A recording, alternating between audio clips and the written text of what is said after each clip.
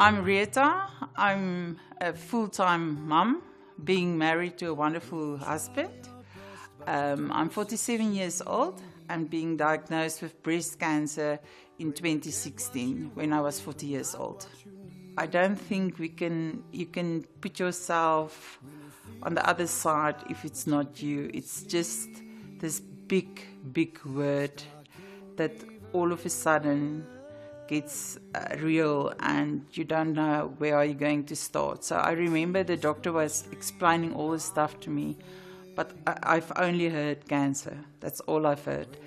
And then we went back home, and I remember my husband said, listen here, all of you, even the 3-year-old, come and sit here around the table. I want to tell you something. And the 3-year-old was shouting out, listen here, mommy's got cancer. So it was, always remember, you need to keep humor in every situation. So at that stage it was quite funny because she didn't know what is breast cancer. I knew cancer. I've lost my brother-in-law with cancer. My sister had breast cancer on 40. And 2 of my friends had breast cancer. So I knew what I was going in for, what's waiting for my journey. So I had my chemo, I had a bilateral mastectomy, and then I had my radiation. So I took them with one by one to chemo to show them what does chemo look like. And they ask all the questions they want. So they were informed from the beginning. It was very tough on a family. It was tough on my husband because for the first 2 weeks you're not allowed to use your arms. So my husband had to help me up and down from couches or to wash myself and get myself ready and to get dressed. And I remember 2 weeks after my mastectomy, I decided today I'm going to wear normal clothes and not pajamas anymore. I'm not a patient anymore. So I think that was the change in my head where I was started to fight for the journey that I'm on. So I had an amazing safety net, friends and family who supported us, who came to visit us, who sent some food and flowers and anything. So I was really so blessed to have this support system I had when I was sick. So in 2018, we've started with reconstruction. And I remember they said, okay, but I still need to go for the scan just to make sure to carry on with the medication and the treatment. So I was in the scanner, which is a nightmare itself. It's not a nice place to be. And then they picked up a gland behind my sternum. So they had to remove that. Unfortunately, we had to stop the reconstruction.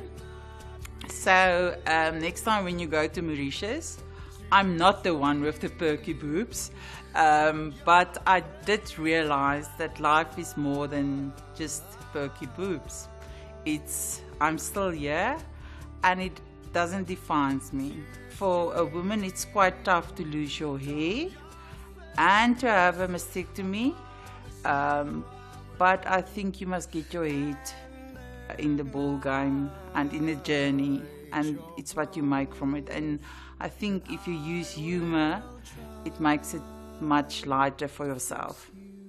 Your story might be someone else's motivation, and I think all the tips and everything that you learn from your journey, you can pass on and pay forward to other people that's going through that.